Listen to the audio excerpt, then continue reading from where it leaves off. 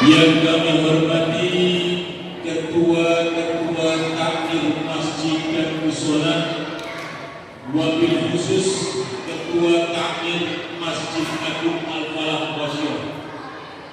Yang kami hormati segenap tamu undangan dan seluruh jamaah Masjid Agung Al-Falah Wasyur.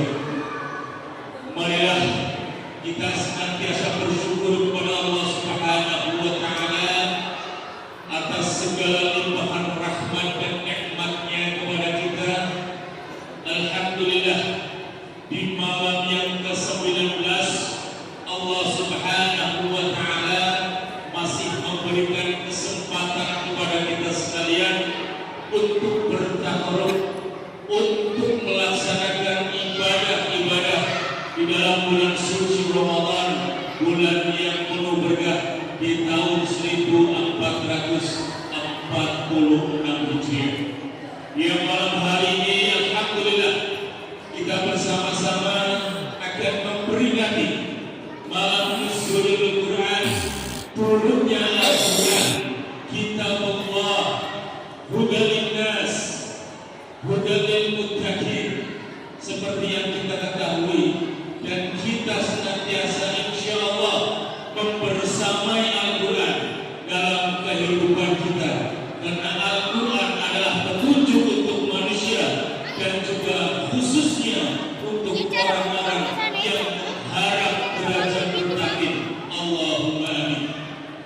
Bapak Ibu yang dirahmati Allah Subhanahu wa Ta'ala, malam hari ini kita akan bersama-sama mendengarkan hikmah nuzulul Quran yang malam hari ini akan membawakan tema rekonstruksi Quran terhadap jiwa fikir generasi jahiliyah yang akan disampaikan oleh Al-Mukarram Bapak Dr.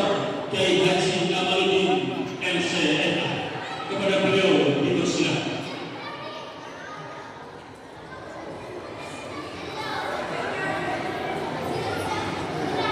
Dimohon dengan hormat untuk Bapak Ibu yang membawa putra putrinya agar dikondisikan putra putrinya tidak berlarian ke kanan dan ke kiri, tidak ribut sehingga kita bisa hikmat mendengarkan hikmah nuzulul Quran malam hari ini. Terima kasih.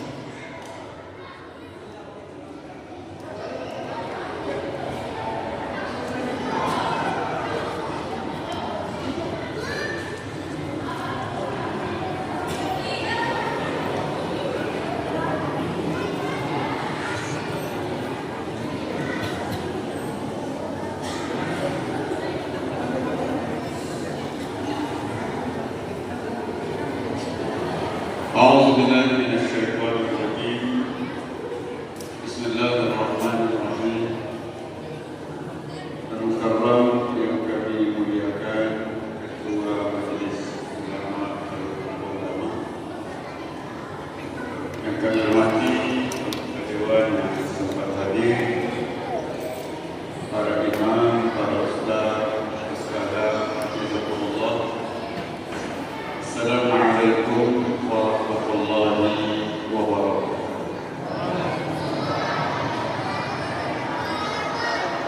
Alhamdulillah rabbil alamin. Nahmaduhu wa nasta'inuhu wa nastaghfiruhu wa nastahdiih. Wa na'udzu billahi min shururi anfusina wa min sayyiati a'malina. Innahu man yahdihillahu fala mudilla lahu wa man yudlil fala hadiya lahu.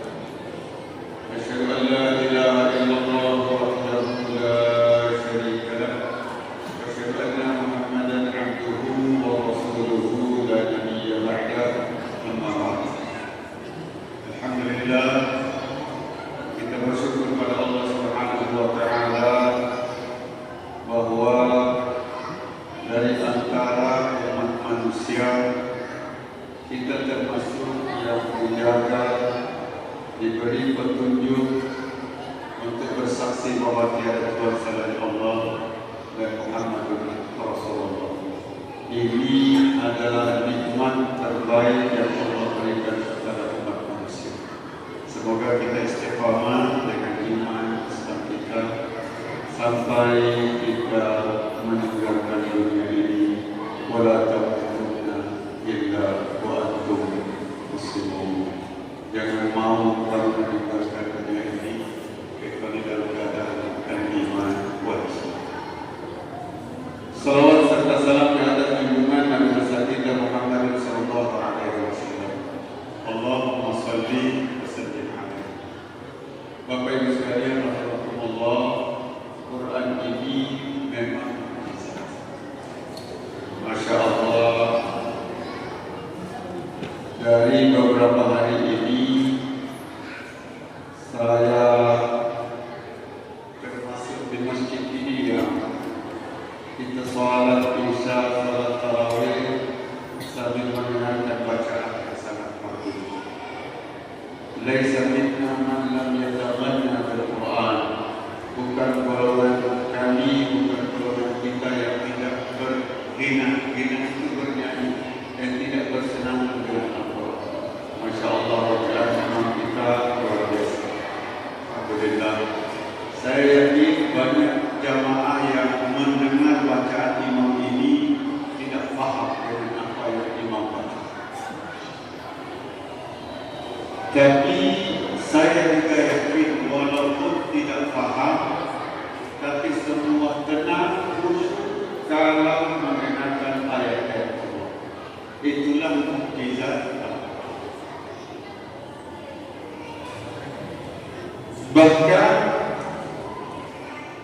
sudah banyak eksperimen, sudah banyak dibuat penelitian bahwa kalau Al-Quran ini diperdengarkan kepada sesuatu, maka sesuatu itu akan khusyuk mendengarkan.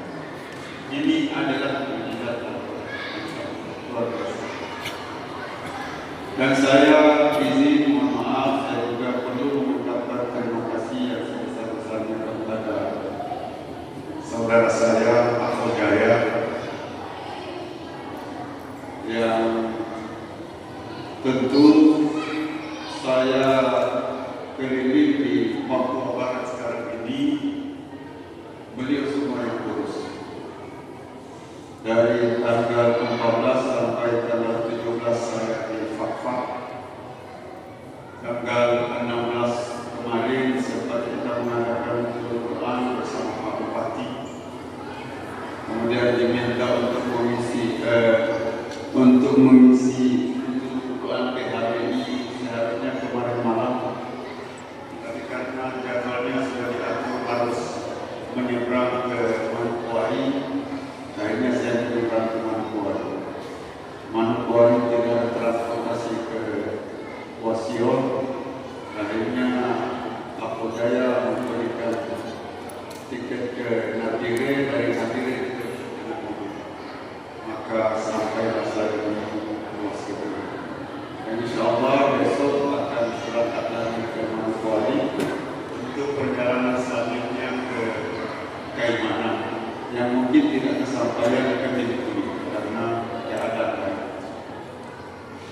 Bapak Ibu sekalian rahimahumullah, tema kita ini adalah rekonstruksi bahwa saya ingin sedikit menarik, ingin mencoba mengajak Bapak Ibu sekalian untuk melihat sedikit kondisi masyarakat jahiliyah sebelum kedatangan Islam. Bahwa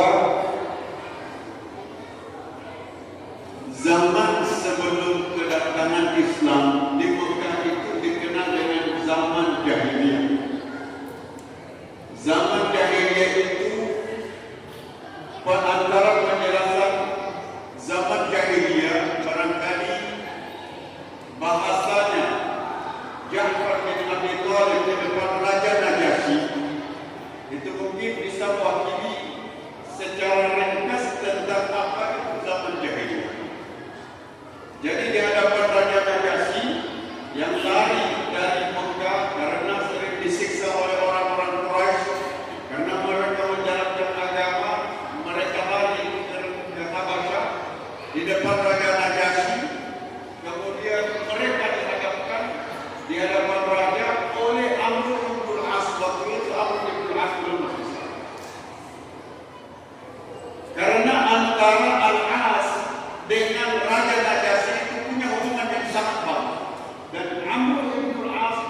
sebagai diplomat Quraisy yang sangat anggun.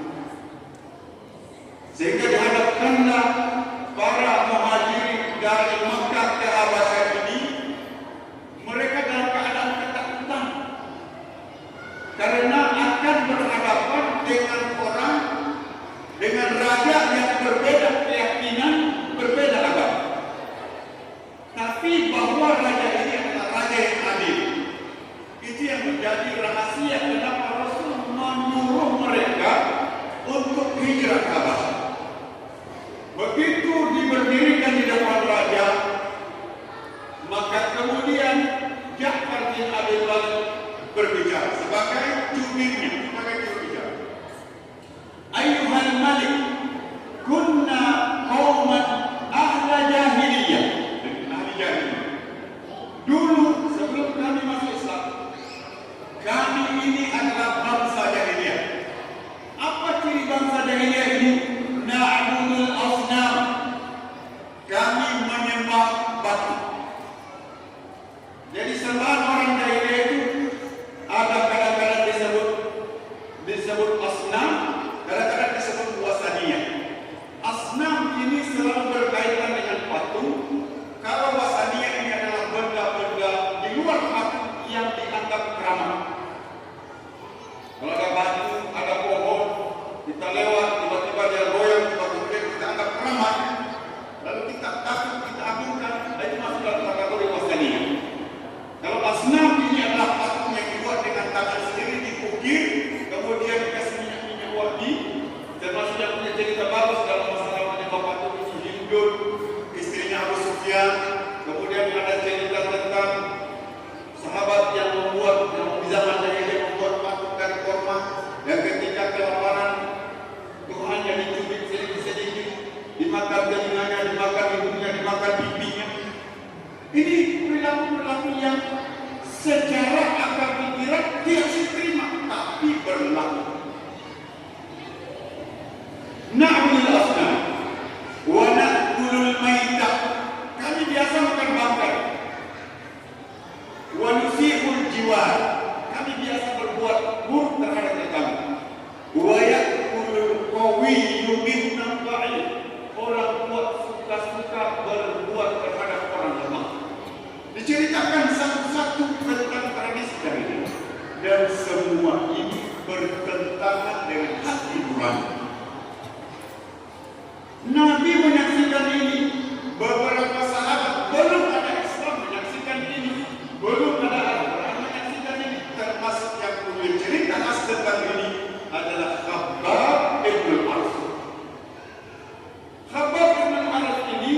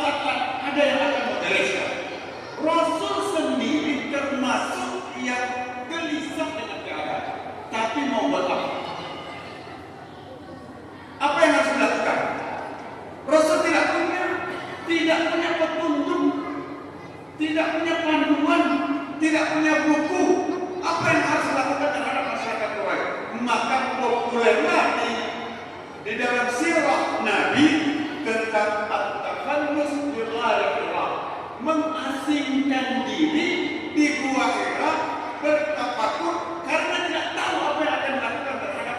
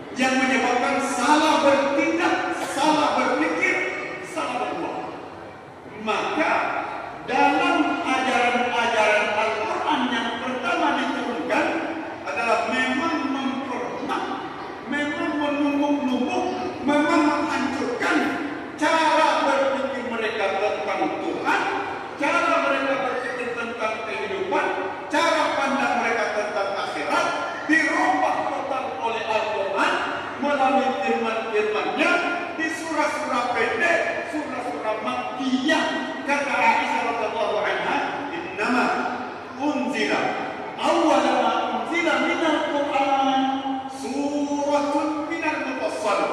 Yang awal-awal diturunkan oleh Allah di dalam Al-Quran adalah surah-surah yang mufassal, surah-surah pendek. Fiha dzikrul jannati wan nar. Di dalamnya cerita tentang Allah, di dalamnya cerita tentang surga, di dalamnya cerita tentang neraka. Hatta idza wasabat nasu fil Islam, sampai ketika manusia sudah lompat di dalam Islam, nazalal halal wal haram, baru turun ini halal, ini haram. Lau unzila, kata Aisyah, kalau yang awal-awal diturunkan itu la tashrabul khamr, jangan minum kameko atau kosong. Talaga ini kameko, ibu tuan dengan kameko. Waktu saya sebut kameko di fatwa, mereka tidak ada kameko di fatwa, yang ada sagir. Kalau pertama-pertama yang dilarang jangan minum kameko, lakukan mereka akan bilang lana dalam khamr, kami tidak bisa meninggalkan minuman keras. Kalau awal-awal diturunkan la taznu, jangan berzina, lakukan mereka akan bilang lana dalam zina, kami tidak bisa meninggalkan zina. Maka dibangun dulu di dalam pemikiran mereka tentang Allah, tentang surga, tentang neraka. Begitu dia mendarah daging di dalam jiwa mereka, turun perintah pengharaman kameko, maka semua yang ada di Madinah menumpahkan minuman keras mereka sampai tidak ada lorong di Madinah kecuali dia bau kameko. Tidak ada ibaratnya sedai, tinggal sedikit. Ini mubazir ini, Allah tidak suka orang mubazir. Ini masih ada ini satu botol ini sudah saya kisah habis dulu. Tidak ada. Begitu turun perintah Allah haramkan, langsung ditumpah. Begitu turun perintah wajib menutup aurat, itu kadang-kadang kain apa dipakai, kadang-kadang kain dipakai untuk menutup aurat. Tidak pernah ini tradisi Arab, ini budaya Arab, tidak ada. Tidak ada. Jadi dari mana? Karena cara pandang mereka tentang hidup sudah berubah. Sudah berubah. Kita kenapa saling bertengkar antara satu dengan yang lain? Kenapa kita saling gosok? Karena kadang-kadang pertarungan dan tarik-menarik dunia masih terlalu dominan di dalam diri. Antara penyakit jahiliyah, kata Rasulullah, orang Arab itu, Bapak Ibu sekalian, rahimahullah, orang Arab itu sangat fanatik dengan suku. Orang Arab.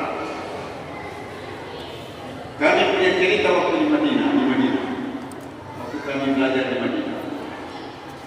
Cerita yang populer di antara mahasiswa itu, kalau ada polisi memberhentikan, kalau ada polisi memberhentikan mobil, berhenti, dibuka kaca mobil ini, yang dalam mobil ini katanya polisi, kamu dari sekolah,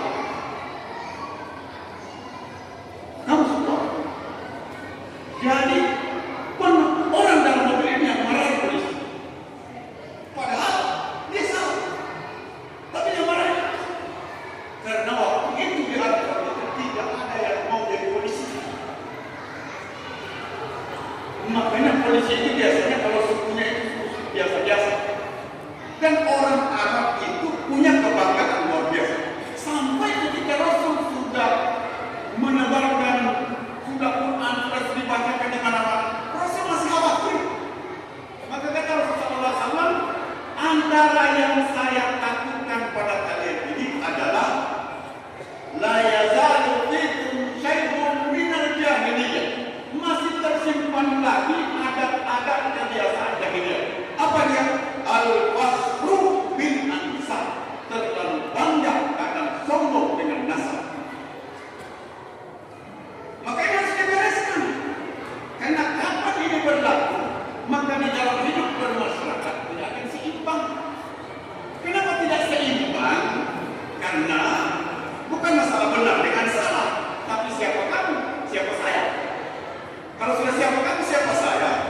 maka kita tidak akan mendapatkan kenyamanan dan ketenangan di dalam hidup. Maka Rasulullah SAW dia robah. Rasul robah. Kata Rasulullah SAW, la fakhra li'ajamiyyin ala arabiyyin wala arabiyyin ala ajamiyyin illa bittaqwa. Tidak ada kelebihan orang Arab dibanding orang bukan. Orang bukan Arab dibanding orang Arab kecuali dengan takwa. Dari mana bahasa ini oleh Rasulullah SAW? Dari ayat Al-Quran, inna akramakum indallahi atqakum, yang paling mulia di sisi Allah yang paling bertakwa.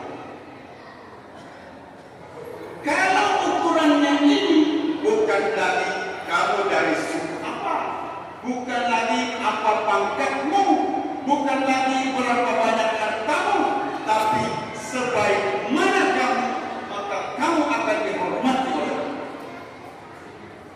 Marra rajulun amama Rasulullah sallallahu alaihi wasallam. Suatu ketika seseorang lewat di depan Rasulullah sallallahu alaihi wasallam. Beberapa sahabat Rasul. Kemudian Rasul bertanya, "Ma taquluna fi hadzal rajul?" Apa pandangan kalian orang yang baru lewat? Orang yang baru lewat ini orang kaya. Orang kaya. Orang baru lewat itu orang kaya. Maka mereka bilang, karena yang lewat ini orang kaya, ya Rasulullah, yang baru lewat ini hariyun in khataba an yunkah. Ya Rasul, yang baru lewat tadi ini, kalau dia melamar putri orang, pasti semua orang mau kawinkan dengan putrinya. In syafa'a wastusliha. Kalau dia menjadi memberi syafaat, memberi jaminan ini kalau saya ada orang ditangkap, kita bilang begini, ini syafaat ini, jangan tangkap dia, saya jaminannya. Nah, itu namanya memberi syafaat. Kalau dia memberi syafaat, maka jaminannya diterima. In qala, kalau dia berbicara, pasti didengar bicara. Ini kata mereka. Lewatlah juga kemudian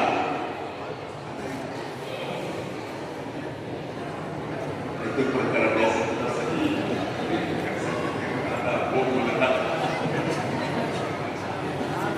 Kita kalau di dalam Islam ini, selama kita berada di dalam jalan Allah, apa yang perlu kita pikirkan?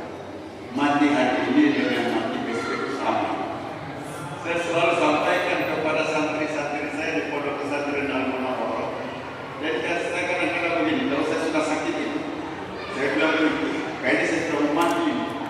Dan santri-santri, jangan lupa Ustaz dan mati dulu.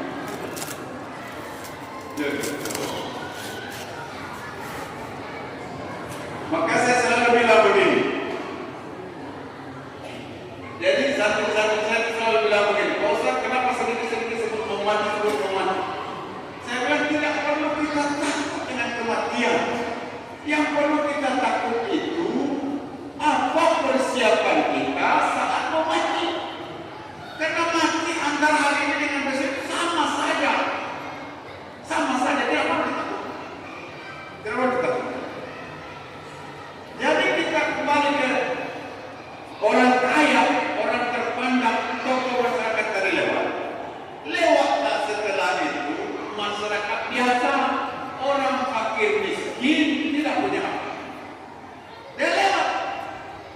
Begitu dia lewat, maka Rasulullah SAW bertanya pertanyaan yang sama. Ma taquluna fi hadzal rajul? Apa pandangan kamu laki-laki yang baru lewat? Ya Rasulullah, hariyun in khataba alayka. Ya Rasul, kalau dia melamar putri orang, siapa yang mau menikahkan dengan putri orang? Orang susah, orang miskin. Kalau dia memberi syafaat, memberi jaminan, kamu siapa? Memberi jaminan kepada orang, kamu itu siapa? Tidak ada yang menerima jaminan. Orang miskin, orang kampung, orang tidak kenal, sudah saya jaminan. Kamu siapa?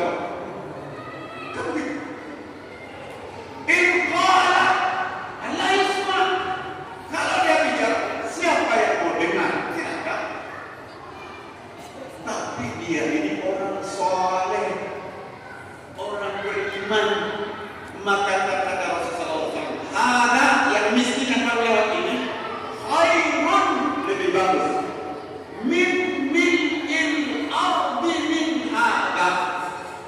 Orang miskin ini dibanding orang kaya tadi, kalau dibandingannya satu orang miskin ini dengan orang kaya seisi dunia, masih lebih bagus orang miskin ini di hari kiamat nanti. Maka dirubah cara pandang mereka, dirubah pada mereka baca-baca ayat Quran, mereka baca, oh ternyata kehidupan kita tidak lama, bahwa kita pasti mati, bahwa setelah mati ada kehidupan. Tidak ada perdebatan di kalangan orang Quraisy, termasuk bangsa-bangsa sebelum datangnya Islam, termasuk manusia sebelum turunnya Al-Quran, sepakat bahwa mati itu pasti. Yang diperdebatkan apakah setelah mati hidup kembali.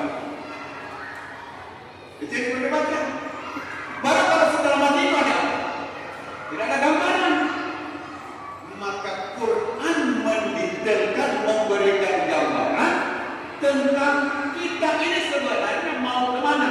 Maka Allah dari pertama dia sampaikan melalui nabinya, melalui Al-Quran ini, kata Allah dalam firman-Nya, wa ma khalaqtul jinna wal insa illa liya'budun.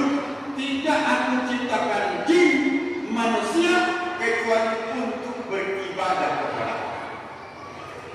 Maka pahamlah manusia tentang tujuan hidup sebenarnya.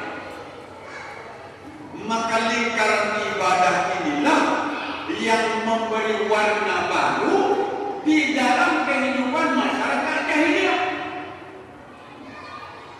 Bapak Ibu sekalian, rahimahullah, waktu Abu Bakar jadi khalifah, hakim agung, jaksa agung itu adalah Umar bin Khattab radhiyallahu anhu. Setelah 1 tahun menjadi hakim agung, Umar radhiyallahu anhu bertemu dengan Abu Bakar. Dalam pertemuan dengan Abu Bakar, dia bilang, ya Abu Bakar, saya mengundurkan diri dari kedudukan sebagai hakim agung. Loh, kenapa kamu mengundurkan diri? Ya Abu Bakar, wahai Abu Bakar, 1 tahun saya jadi hakim, tidak ada yang datang ke mahkamah. Untuk apa saya jadi hakim agung? Tidak ada yang bermasalah, tidak ada yang mau datang ke mahkamah. Kalau sekarang zaman kita, setiap hari berapa yang bisa diselesaikan oleh jaksa? Berapa masalah? Menumpuk masalah itu di setiap hari, di seluruh. Kalaulah orang-orang hidup, kalau kita ini selalu akhirat ke depan, yang di depan kita adalah akhirat, maka dunia itu akan menjadi hiburan. Kita tidak akan bertengkar, kita tidak akan saling baku saling baku dina. Ini jualan pakaian di sini, di sana Jumat juga, cuman akhiratnya lemah. Dia bangun rumah, ada tanah di sampingnya masih luas, dia kasih maju sedikit-sedikit, kasih maju dulu 20 cm, kok tambah 20 cm lagi, kok tiba-tiba sudah 1 meter, begitu 2 meter, dia ketemu yang punya rumah, minta maaf, saya sudah terlanjur tambah 2 meter. Loh, kenapa nggak dari awal? Tapi begitulah kehidupan manusia. Kalau cuma dunia yang kita kerja, capek. Coba bayangkan ini, apa yang kita lihat. 2 orang bermasalah. Masalahnya ini aneh bin ajaib. Ada orang jual rumah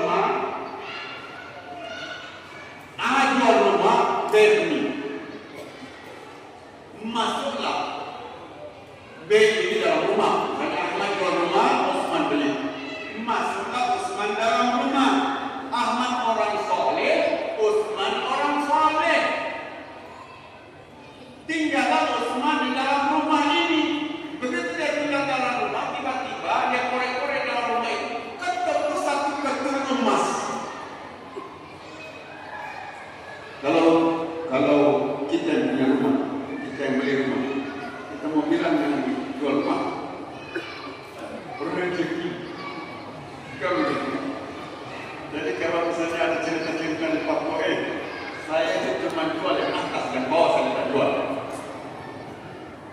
Jadi begitu dia ketemu peti emas ini, dia cari teman yang dia cari penjual rumahnya. Dia ketemu penjual rumah, dia bawakan satu peti emas ini. Nih emas, saya dapat di bawah tanah, saya cuma beli rumah, saya tidak beli peti emas ini. Yang jual rumah, saya sudah jual yang atas sampai ke dalam rumahnya saya sudah jual. Tidak, saya tidak beli begitu. Saya cuma beli rumah, ambil saya tidak mau. Yang punya rumah yang jauh tidak, kamu sudah beli saya tidak mau. Bawa ke mahkamah, sidang ke mahkamah, hakim bingung. Bagaimana kalau sidang yang begini? Oh, sidang bagaimana? Pusing hakimnya. Bertengkar, satu tidak mau terima, satu tidak mau terima. Maka ini hakim bertanya, sini, kamu punya anak laki-laki? Iya. Kamu punya anak perempuan? Iya. Kalau begitu anak laki-laki kawinkan dengan anak perempuannya. Yang emas satu kecil itu untuk mereka berdua. Begitu. Kenapa sampai tahap begitu? Karena takut dengan Allah, karena sadar hidup di dunia cuma sementara. Subhanallah, Bapak Ibu sekalian. Nanti buka-buka di Google tentang ungkapan Ali bin Abi Thalib dan Al-Quran. Al-Quran itu apa? Bahasa Ali bin Abi Thalib bagus ya. Tapi nanti kita cerita di waktu itu. Bahwa subhanallah, kalau kita secara pribadi dalam Al-Quran itu betul-betul Quran itu Quran bilang begini, saya tidak boleh bahagia, kita bahagia. Cuman tarikan dunia ini kan luar biasa. Tarikan dunia ini luar biasa. Salah satu buktinya kalau celengan dia lewat tangan dalam jari dalam tangan itu dia tahu ini 100.000 dia tahu. Itu memang dunia memang punya tarikan dunia. Dan saya selalu sampaikan, ketika dunia selalu menjadi urusan terpenting, maka konflik akan sangat terlihat.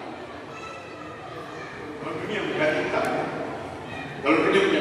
karena memang dunia itu tabiatnya memecah belah. Kalau akhirat tabiatnya mempersatukan.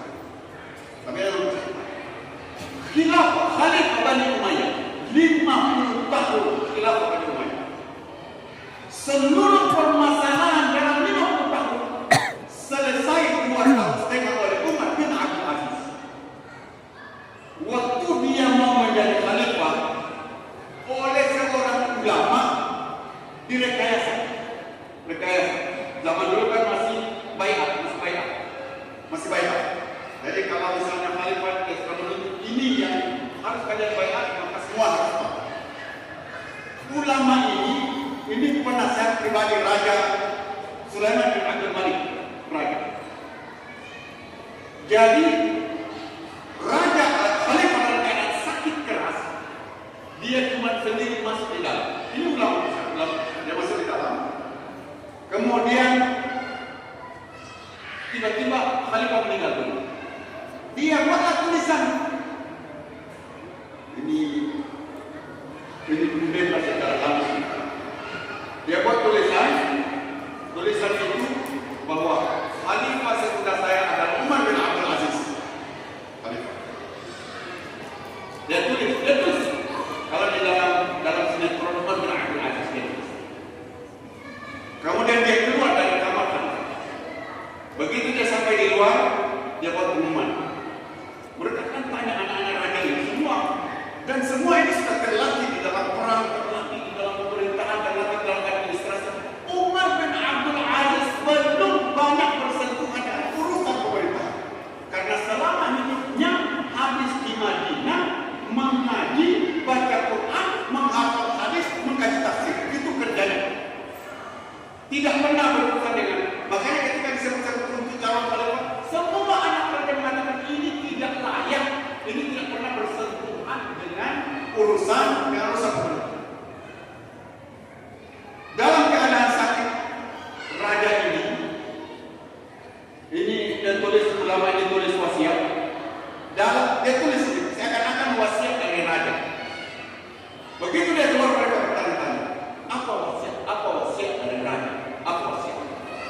Maka kemudian dia bilang, saya diberi amanah oleh Khalifah untuk membacakan kertas ini. Membacakan kertas ini. Sebelum saya bacakan kertas ini, agar semua yang ada ini berbaiat dengan nama yang ada dalam kertas. Maka semua berbaiat.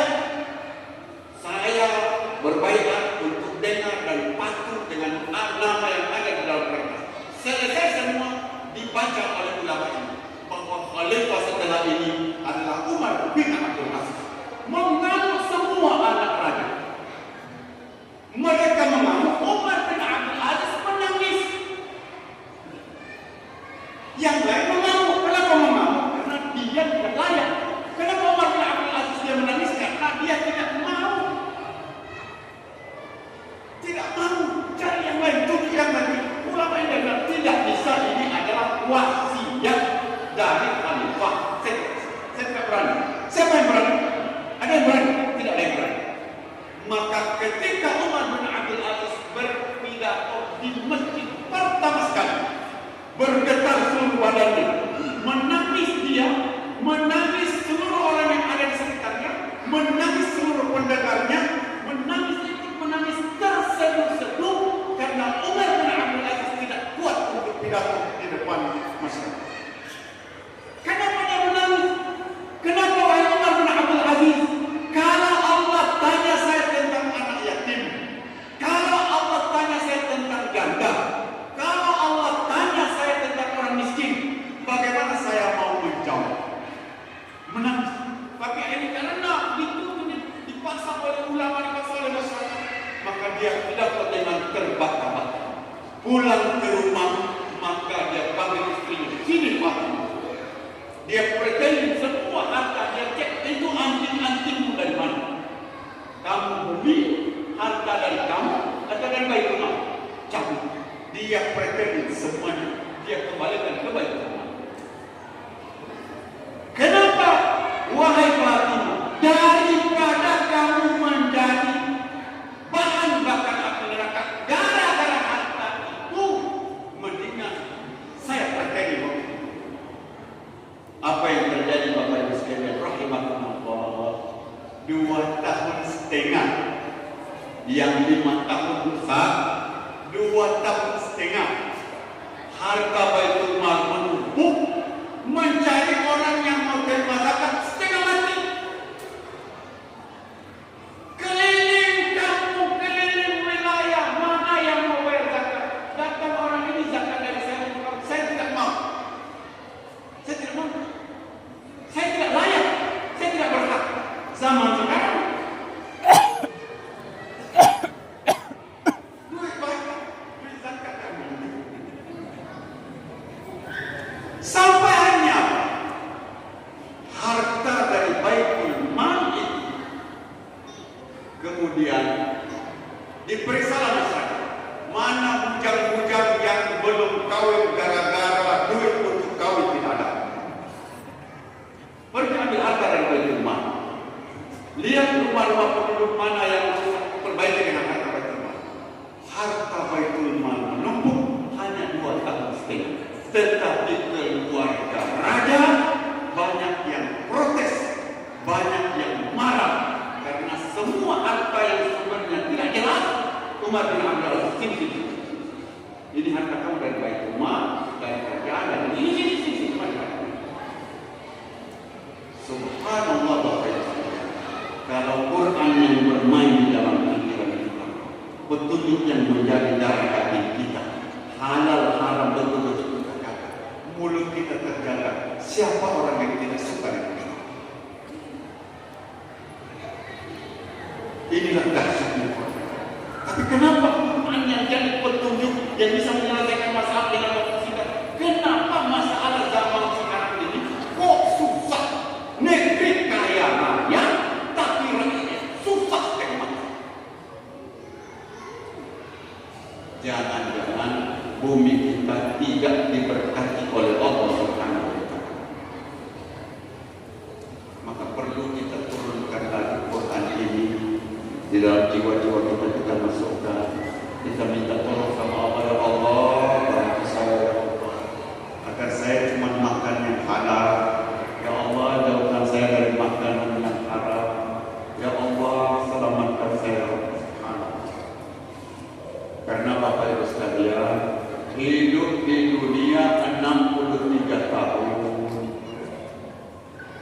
Kalau ada usia 200 tahun, siapa Bapak itu? Dia lahir tahun sekian. Kalau dia hidup sudah 200 tahun, jangan ada yang cerita lagi. Zaman sekarang ini tidak ada yang usia 200 tahun. Tidak ada. Semua usianya 63 tahun. Mungkin saya pernah sampaikan ke seluruh Wandama ini, candaan saya selalu begini. Saya bercanda. Kalau sudah pernah dengar, anggap saja iklan lewat. Saya selalu bercanda begini. Kalau ada umat ini yang dipanjangkan umurnya sampai 200 tahun, maka dia akan menjadi salah satu sumber pendapatan asli daerah. Kenapa Bapak Saudara? Usia 200 tahun, orangnya masih hidup, bergerak setengah mati, makan setengah mati, mati tidak, tapi dia masih hidup. Maka disimpan di tempat khusus, jadi tujuan wisata. Bahwa kalau mau lihat manusia yang usianya 200 tahun lebih di seluruh Indonesia, itu cuma ada di Teluk Wandama. Dan setiap mau lihat itu, dibukakan pintu untuk mau lihat, bayar 100.000 untuk masuk dalam kas daerah. Cuman Bapak Ibu sekalian, usia kita itu 63 tahun usia kata Rasulullah. Lebih dari itu bonus. Dulu orang-orang tua kita usia 70 tahun masih gagah, usia 80 tahun masih kuat.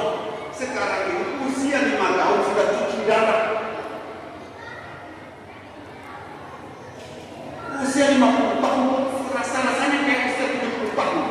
Ih, Bapak itu kan 50 tahun. Betul, Ustaz, saya 50 tahun.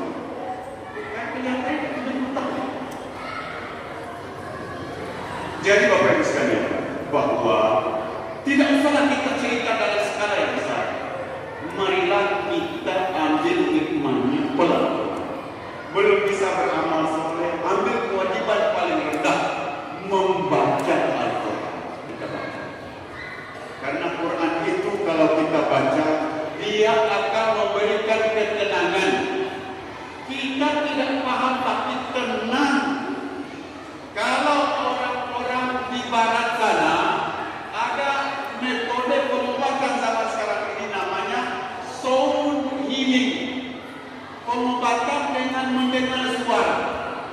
Buka di YouTube itu, ada seorang perempuan, dia duduk yoga, kemudian dia bunyi pelan-pelan sambil dia nikmati bunyi-bunyian itu suara-suara.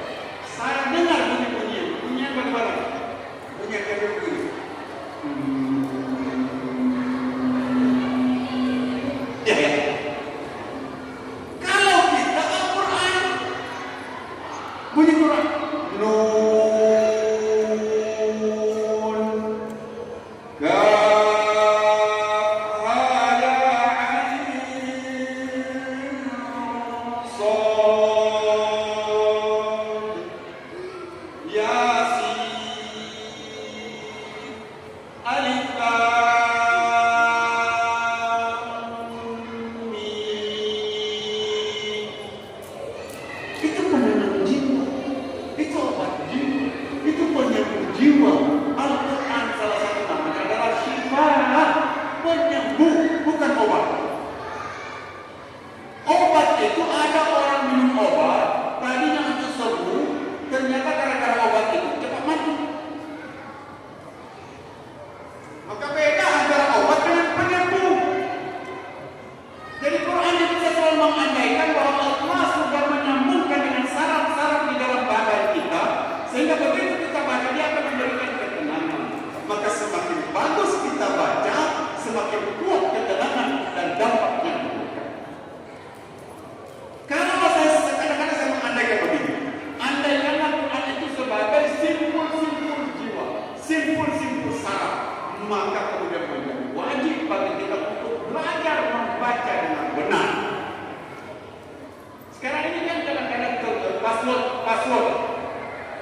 password HP.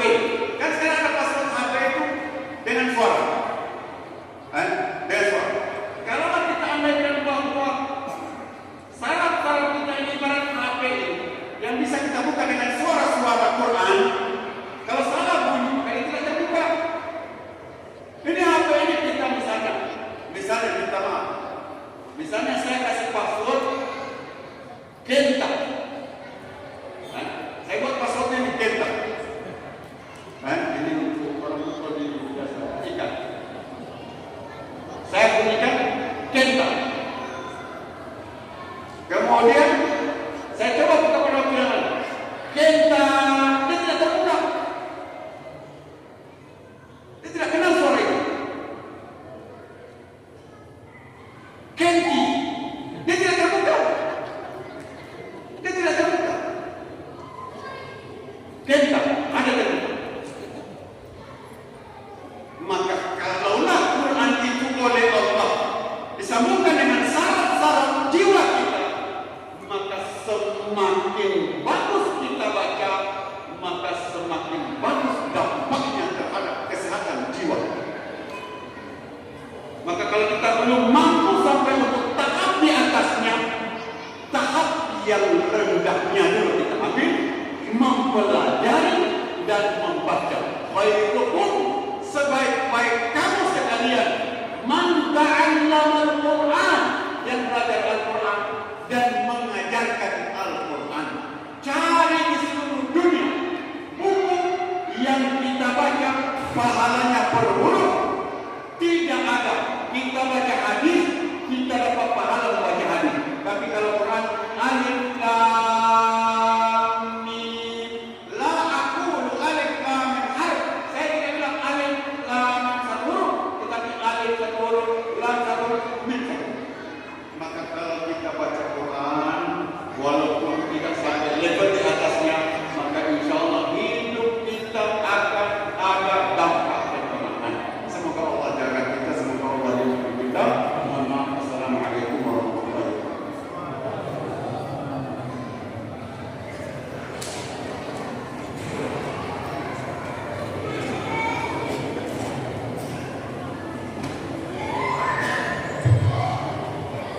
Khairukum man ta'allama al-Qur'ana wa 'allamahu.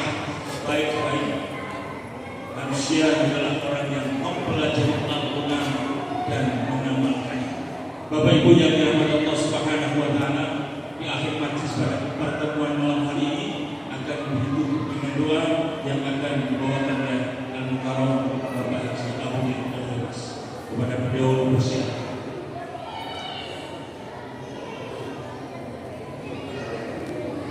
Sebelumnya akan kita dengarkan lantunan ayat Al-Quran yang dilanjutkan dengan doa yang akan dibawakan oleh Ustaz Muda.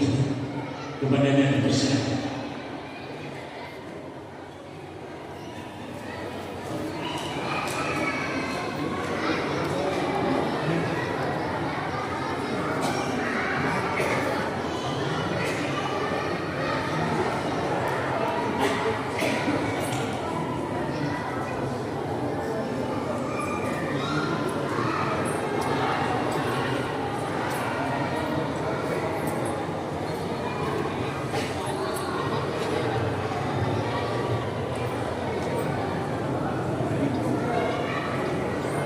Assalamualaikum warahmatullahi wabarakatuh. Waalaikumsalam warahmatullahi wabarakatuh.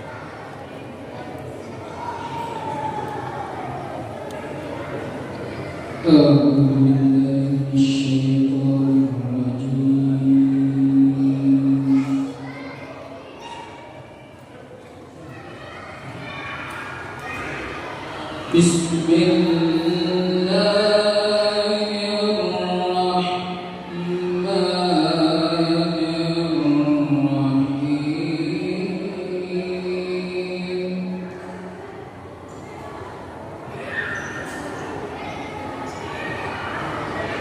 Iqra bismi rabbikal ladzi khalaq, khalaqal